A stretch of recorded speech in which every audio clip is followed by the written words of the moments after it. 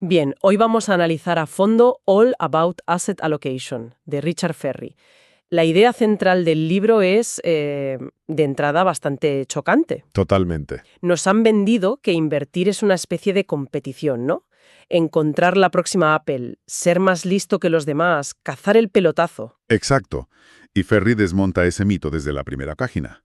Sostiene que intentar batir al mercado de forma consistente es, para la inmensa mayoría, una quimera. Vamos, que es suerte. Pura suerte. Hay gente a la que le toca la lotería, claro. Pero nadie en su sano juicio basaría su plan de jubilación en comprar décimos. Ya. El verdadero objetivo de la inversión, según el libro, no es hacerse rico de la noche a la mañana, sino algo mucho más importante: ¿Qué es? no llegar a ser pobre. Vaya, qué buen punto. Y la herramienta para conseguirlo es la asignación de activos, lo que se conoce como Asset Allocation. Eso es. Una estrategia que el libro describe con una metáfora genial es la tortuga en la carrera contra la liebre. Me encanta esa metáfora. Es lenta, es constante, puede que hasta parezca aburrida, pero es la que al final siempre gana la carrera. Para empezar, el libro no se anda con rodeos teóricos, ¿eh? Va directo al corazón del problema con historias reales, de esas que, Que ponen los pelos de punta. sí, no son números en una pantalla, es gente que lo perdió absolutamente todo. Se mencionan los casos de Enron y Corning, que son paradigmáticos. Empleados que, con toda su buena fe, tenían la mayor parte de sus ahorros para la jubilación. En acciones de la empresa para la que trabajaban. Exacto. Es el error más clásico y devastador: la concentración de riesgo. Es muy humano, ¿sabes? Creían en su empresa, veían su futuro ligado a ella. Claro, es lógico. Pero cuando esas compañías colapsaron, no solo perdieron su empleo, sino los ahorros de toda una vida. El libro cuenta la historia de Gordon Casterline, un maquinista de Corning. Ajá. Vio cómo su sueño de una jubilación anticipada se hacía humo mientras las acciones de la compañía se desplomaban de $113 a unos pocos céntimos. ¿En cuánto tiempo? En menos de un año. Es una tragedia financiera en toda regla. Vaya, es que es fácil ponerse en su piel. Piensas que estás haciendo lo correcto, apostando por lo tuyo. Claro. Pero el libro no solo habla de poner todos los huevos en la misma cesta. También está el peligro, quizás más sutil, de seguir malos consejos.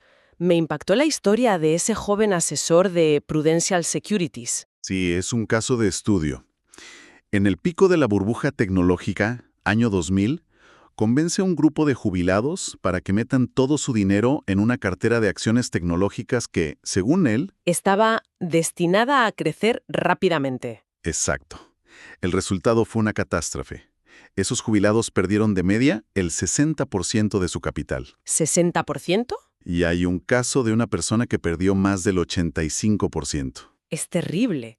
Y esto nos lleva a una conclusión bastante incómoda que plantea el libro. Sí, Que la supuesta habilidad superior de los inversores o asesores es extremadamente rara. exacto. La mayoría de los asesores profesionales no tienen una bola de cristal, ni acceso a información secreta. Reciben la misma información pública que el resto del mundo. ¿Ya? Y lo que es peor, a menudo su incentivo no es que su cliente gane más dinero. Sino venderle productos que a ellos les generan mayores comisiones. Ahí está. El libro es muy claro en este punto. El sistema a menudo no está alineado con los intereses del inversor particular. Entiendo. Así que la idea no es ser un genio eligiendo empresas, sino ser un buen arquitecto construyendo una cartera sólida. Buena analogía. Eso nos lleva a los ladrillos, a los materiales de construcción. Si elegir acciones es una lotería y los asesores pueden fallar, ¿cuál es la alternativa que propone Ferry? La asignación de activos. Y aquí no se basa en opiniones, ¿eh? Se basa en datos muy sólidos. El libro cita varios estudios académicos que, cambiaron las reglas del juego, como el de Brinson, Hood y B. Bauer. ¿Y qué decían? Pues su conclusión fue revolucionaria y sigue siendo válida. A largo plazo, más del 90% de la variabilidad en los rendimientos de una cartera. Más del 90%. Sí, más del 90%. No depende de qué acciones o bonos específicos elijamos. Para un momento. O sea, que todo el esfuerzo que la gente pone en buscar la acción ganadora... Es en gran medida irrelevante. Vaya. Prácticamente. Lo que de verdad importa es la decisión estratégica de cómo se distribuye el dinero entre las grandes clases de activos. O sea, qué porcentaje a acciones, qué porcentaje a bonos, al sector inmobiliario, etc. Esa. Esa es la decisión que determina casi todo el resultado. O sea que esto bebe directamente de la teoría moderna de carteras de Markowitz, ¿no? La del premio Nobel. Correcto. El trabajo de Harry Markowitz es la piedra angular de todo esto.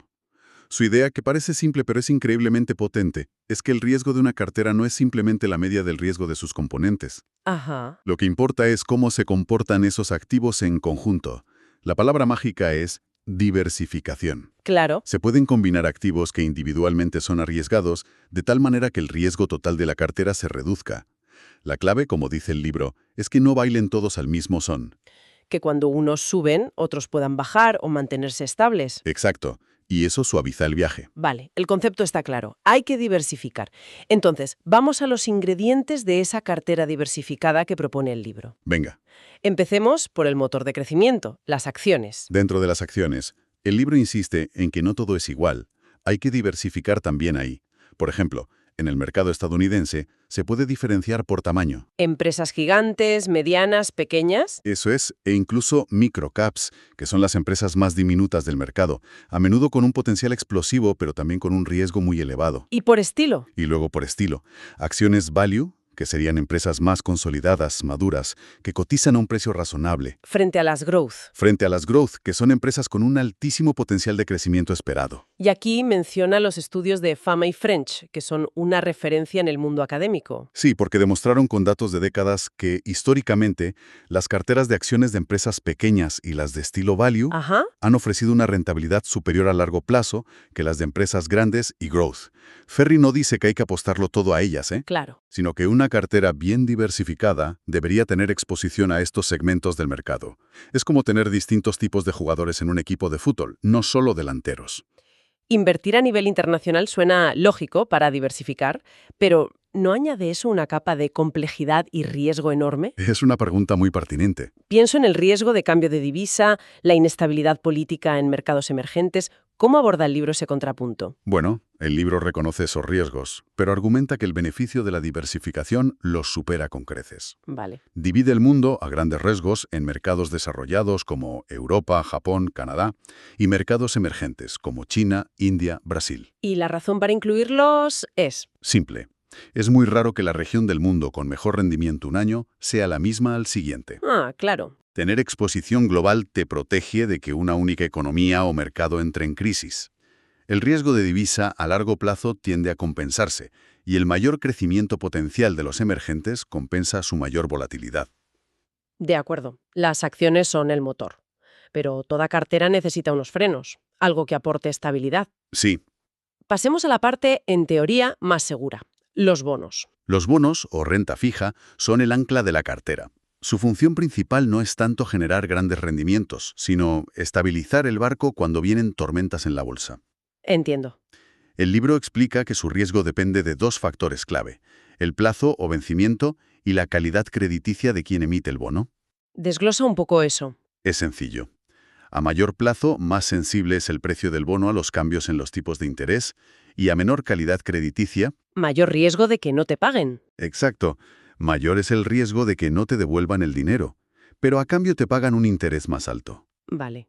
El libro cubre todo el abanico, desde los bonos del Tesoro de EEUU, considerados el activo más seguro del mundo, hasta los bonos corporativos de alto rendimiento. Los famosos bonos basura. Esos mismos, que son mucho más arriesgados pero pueden dar un extra de rentabilidad. Y también menciona los TIPS, que son bonos del Tesoro protegidos contra la inflación, un elemento muy interesante. Y queda un último gran ingrediente, uno que mucha gente tiene, pero no siempre considera como parte de su cartera de inversión. ¿Adivinas cuál? El sector inmobiliario. Exacto. El libro lo destaca por una razón fundamental: su baja correlación con las acciones y los bonos. O sea que su precio no suele moverse en la misma dirección. Justo, lo que lo convierte en un diversificador excelente. Para la mayoría, la forma más accesible y sensata de invertir en este sector no es comprando un piso para alquilar, Con todos los problemas que eso conlleva. sino a través de REITs, que son las siglas de Real Estate Investment Trusts. ¿Y qué son exactamente? Pues imagina un fondo de inversión que, en lugar de acciones, posee una cartera de inmuebles comerciales, Oficinas, centros comerciales, naves logísticas. Entiendo. Esos fondos cotizan en bolsa como si fueran una acción normal.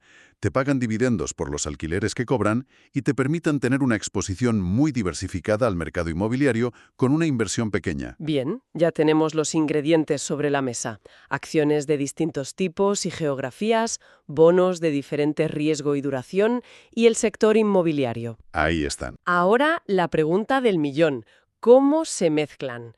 El libro sugiere que la receta no es la misma para todo el mundo, que cambia a lo largo de la vida. Efectivamente, propone diferentes asignaciones según la etapa vital, lo cual es muy lógico. Para los que llama early savers, jóvenes que empiezan a ahorrar, recomienda una cartera más agresiva. Más acciones. Sí, un alto porcentaje en acciones, por ejemplo un 70 u 85%. Tienen décadas por delante para recuperarse de cualquier caída del mercado. ¿Y después? Para los midlife accumulators, gente en la mitad de su carrera, sugiere una cartera más equilibrada. Y por supuesto, para los jubilados o retirees, una cartera mucho más conservadora. Donde el objetivo ya no es crecer, sino preservar el capital y generar ingresos estables. Eso es. Pero aquí viene una de las advertencias más importantes del libro.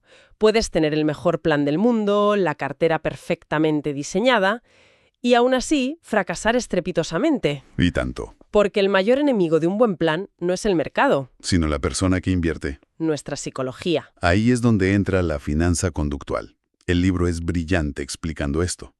Cometemos errores emocionales y predecibles. Como el exceso de confianza cuando todo sube. Claro, pensamos que somos unos genios, entramos en pánico y vendemos en el peor momento cuando todo baja.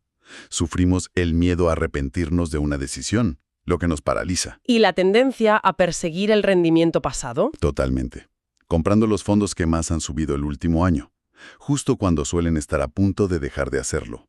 Para combatir estos impulsos, el libro propone una herramienta que me parece fascinante y un poco aterradora. El estrés test. Una prueba de estrés para tus propias emociones. ¿Cómo funciona exactamente ese ejercicio? Es un ejercicio muy práctico y revelador. Le pide al inversor que haga un viaje en el tiempo. Imagina que tienes tu cartera ideal, por ejemplo, un 70% en acciones y un 30% en bonos. ¿Vale? Ahora, el libro te muestra, mes a mes, cómo se habría comportado esa cartera durante un mercado bajista brutal, como el de 2000 a 2002, tras el estallido de la burbuja.com. Te enseña las pérdidas. Te muestra cuánto dinero habrías perdido cada mes sobre el papel. Y entonces te lanza la pregunta clave. Siendo totalmente honesto, ¿habrías aguantado? ¿O habrías vendido todo presa del pánico? ¿Habrías mantenido la calma y seguido el plan? ¿O habrías pulsado el botón rojo del pánico y vendido todo? La respuesta honesta a esa pregunta debe ser un baño de realidad para mucha gente. Te obliga a confrontar tu verdadera tolerancia al riesgo. Que casi siempre es mucho menor de lo que pensamos cuando los mercados van bien. Ya. Y es mejor descubrirlo con un ejercicio mental que con tu dinero real en juego. Esta prueba te ayuda a ajustar tu asignación de activos a un nivel de riesgo con el que de verdad puedas dormir por la noche. Que es la única forma de mantener el rumbo a largo plazo. Justo.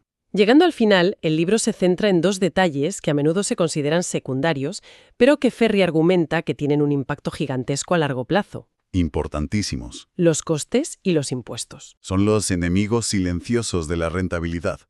En cuanto a los costes, el libro presenta un ejemplo que es para enmarcarlo. Una diferencia de solo un 1% en las comisiones anuales que te cobra un fondo de inversión. Que parece poquísimo, un 1%. Parece insignificante. Pues esa pequeña diferencia puede suponer que, después de 40 años invirtiendo, tengas un 32% menos de dinero acumulado. Un 32% menos. Un 32%. Eso no es una pequeña diferencia, es la diferencia entre una jubilación cómoda y tener que seguir trabajando. Totalmente. Es una cantidad que te cambia la vida, perdida por algo que parece una minucia. Es una cantidad gigantesca, devorada por las comisiones. Por eso el libro insiste tanto en utilizar productos de bajo coste. Y aquí los reyes son los fondos indexados. Sin duda. ¿Puedes explicar brevemente qué son para quien no los conozca? Claro, un fondo indexado es un fondo de inversión pasivo. No tiene un equipo de gestores intentando ser más listos que el mercado. No eligen acciones. No. Su único objetivo es replicar el comportamiento de un índice de referencia, como puede ser el S&P 500 en Estados Unidos o el MSCI World a nivel global. Y al ser automático, sus comisiones son extraordinariamente bajas. El libro incluso cita a Warren Buffett, posiblemente el mejor inversor de la historia, recomendando fondos indexados para la inmensa mayoría de la gente. y el otro enemigo silencioso son los impuestos. El libro habla de asset location. O localización de activos. Es un concepto un poco más avanzado, pero muy potente. La idea es ser inteligente a la hora de decidir en qué tipo de cuenta colocas cada activo. A ver, Consiste en poner los activos que son fiscalmente más ineficientes, por ejemplo, los bonos de alto rendimiento que generan muchos intereses, que pagan impuestos cada año. dentro de cuentas con ventajas fiscales, como un plan de pensiones. Eso es. Y por otro lado, colocar los activos más eficientes fiscalmente, como los fondos indexados de acciones, que apenas generan impuestos hasta que los vendes, en cuentas de inversión normales. Es una forma de optimizar y reducir la factura fiscal del conjunto de la cartera a lo largo del tiempo. Ni más ni menos. En resumen, si tuviéramos que destilar el mensaje de All About Asset Allocation, parece que es que el éxito en la inversión no tiene nada que ver con la brillantez, Nada. ni con buscar atajos, ni con predecir el futuro. Se trata de crear un plan sensato y diversificado, mantener los costes bajo mínimos.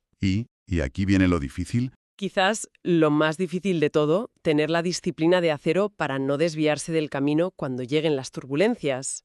Es la filosofía de la tortuga, 100%. No se trata de la emoción de la carrera, sino de la certeza de llegar a la meta. Ya. Y de entender que el mayor riesgo no está en el mercado, sino que reside en nuestro propio comportamiento. Como dice Ferry, el plan rara vez falla. Es la persona quien abandona el plan. Exacto. Una estrategia que se fundamenta en la paciencia, la diversificación y la disciplina.